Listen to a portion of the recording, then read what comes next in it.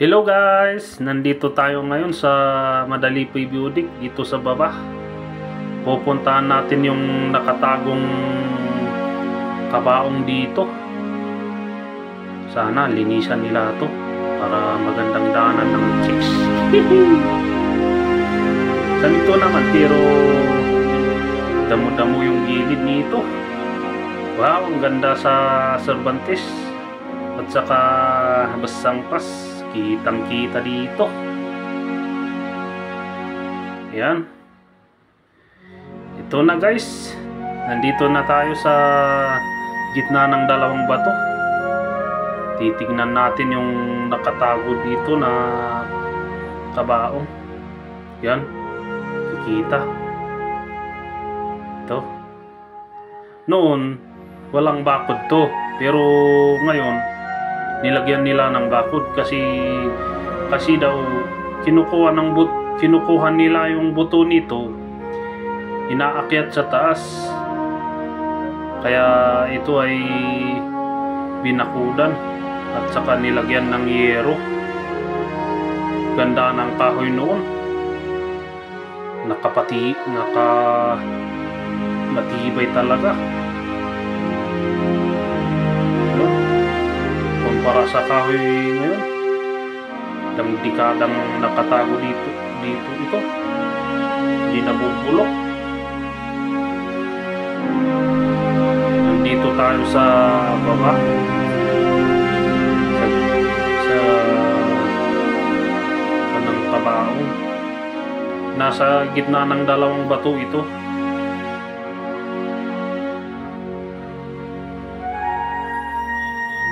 Ang sabi niya kasi nung nabubuhay pa daw siya, dito siya ililibing. Kaya yan ang sinunod nila.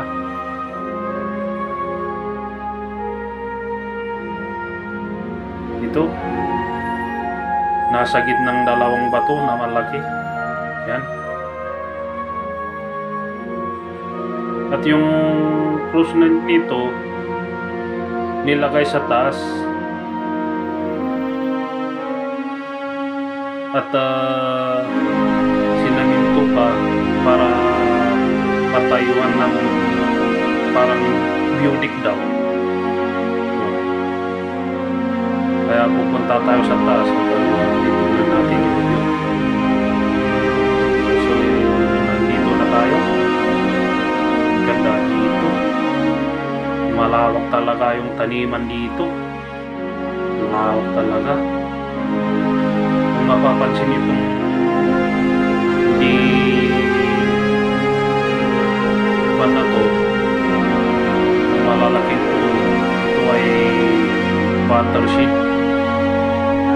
at yung may green naman na maliliit na to, ito ay tanim nila na patatas at saka repolyo, ganun, may carrot. Yan. Yung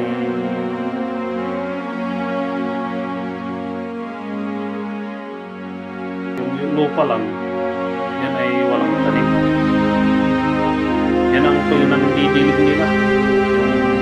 Yung anim na sprinkle na yan na umiikot. Yung pinapupunan nila ng tubig dito sa baba, pinakababa.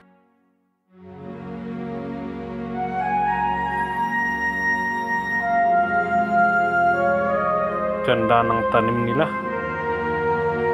Halos taniman ng gulay yung makikita natin.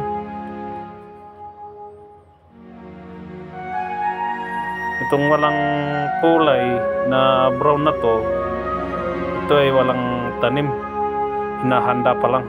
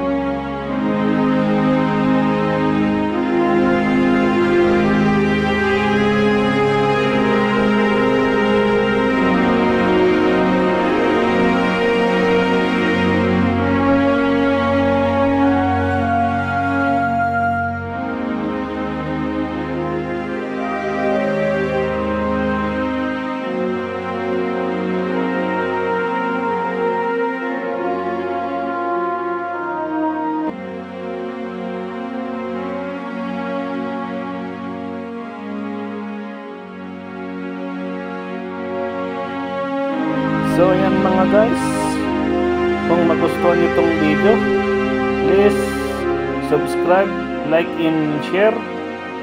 Thank you. Bye-bye.